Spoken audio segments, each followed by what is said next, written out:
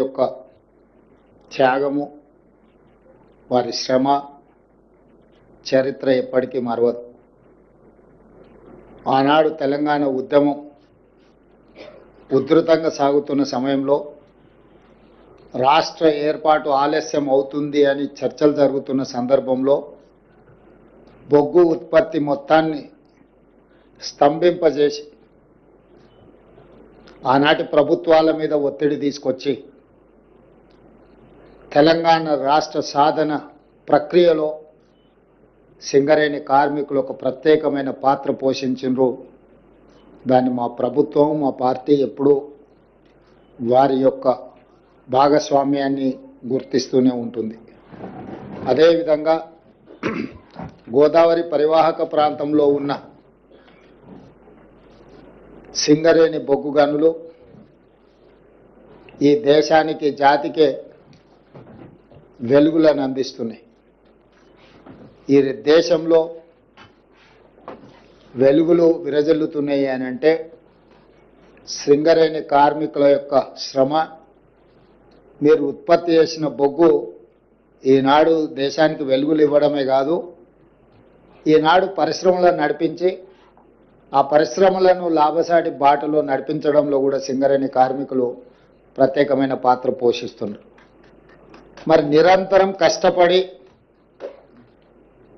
ఈ జాతీయ ఆదాయంలో, రాష్ట్ర ఆదాయంలో అత్యంత కీలక పాత్ర పోషిస్తున్న కార్మికులకు ఆ సంస్థకు వచ్చిన లాభాలలో భాగస్వాములను చేయాలని, వాళ్ళకు వాటాలు పంచాలని, ఒకనాడు సింగరేణి సంస్థ నష్టాలలో కూరుకుపోయి మూతపడుతుంది అనుకున్న సందర్భంలో కాకా వెంకటస్వామి గారు కేంద్ర ప్రభుత్వంతో సంప్రదించి ఆనాడు ఈ సంస్థను ఆదుకోవడానికి అవసరమైన చర్యలన్నిటిని కూడా చేపట్టింది.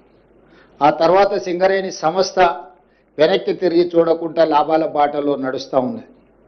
ఆ వచ్చిన లాభాలలో శ్రమశక్తిని నమ్ముకున్న కార్మికులకు వాటాలు పంచాలని మన ప్రభుత్వం నిర్ణయం తీసుకొని ఈరోజు మిత్రులు బట్టి విక్రమార్క గారు ఒక మంచి ఆలోచనతోటి కార్మికులను అభినందిస్తూనే, కార్మికులకు బోనస్లు పంచుతూనే, భవిష్యత్ పెట్టుబడులకు కూడా ప్రణాళిక, భవిష్యత్ తరాలకు సింగరేణి సంస్థను అందించాలంటే భవిష్యత్ ప్రణాళికలు ఉండాలి, సంస్థ విస్తరించాలి, వివిధ రూపాలలో కార్పొరేట్ కంపెనీలతో పోటీ పడే విధంగా ఈ సంస్థను బలోపేతం చేయడానికి ఎన్నో చర్యలను వారు చేపడుతున్నారు.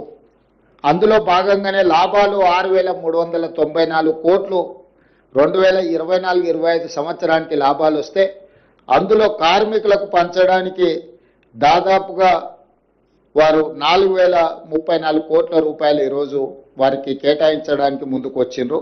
అదేవిధంగా భవిష్యత్ పెట్టుబడుల కోసం కూడా 2,360 కోట్ల రూపాయలు, వీటిని కూడా వారు ఈరోజు భవిష్యత్ పెట్టుబడుల కోసం 4,034 కోట్ల రూపాయలు, కార్మికులకు బోనస్లు పండుగ సందర్భంగా ఇవ్వడానికి 2,360 కోట్ల రూపాయలు, ఇవి 41,000 పర్మనెంట్ కార్మికుల కోసం ఈ బోనస్. అదేవిధంగా సింగరేణిలో ఉన్న కాంట్రాక్ట్ కార్మికులకు కూడా పండుగ సందర్భంగా మిగతా కార్మికులకు బోనస్ వచ్చి, వీళ్లకు బోనస్ లేకపోతే వాళ్ళు మనసు చిన్నపుచ్చుకుంటారని ఆలోచన చేసి మొట్టమొదటిసారి పోయిన సంవత్సరం భారతదేశంలోనే మొదటిసారి ప్రతి కార్మిక కుటుంబానికి 5,000 రూపాయల బోనస్ ఇవ్వాలని పోయిన సంవత్సరం నిర్ణయం తీసుకోవడం జరిగింది మొట్టమొదటిసారి. ఈసారి 5,500కు పెంచి 30,000 మంది కార్మికులకు దాదాపుగా 819 కోట్ల రూపాయలు ఈ కాంట్రాక్టు కార్మికులకు కూడా ఈ పండుగ సందర్భంగా బోనస్ ఇవ్వాలని మా ప్రభుత్వం నిర్ణయం తీసుకున్నది. అందుకే ఈరోజు సింగరేణి కార్మికులకు మనస్ఫూర్తిగా శుభాకాంక్షలు తెలియజేస్తూ, దసరా మీరు ఉత్సాహంగా జరుపుకోవాలి. ఈ దసరా పండుగ మనలో నూతన ఉత్తేజాన్ని నింపాలి. సింగరేణి సంస్థ మరింత లాభాల బాటలో నడవాలి.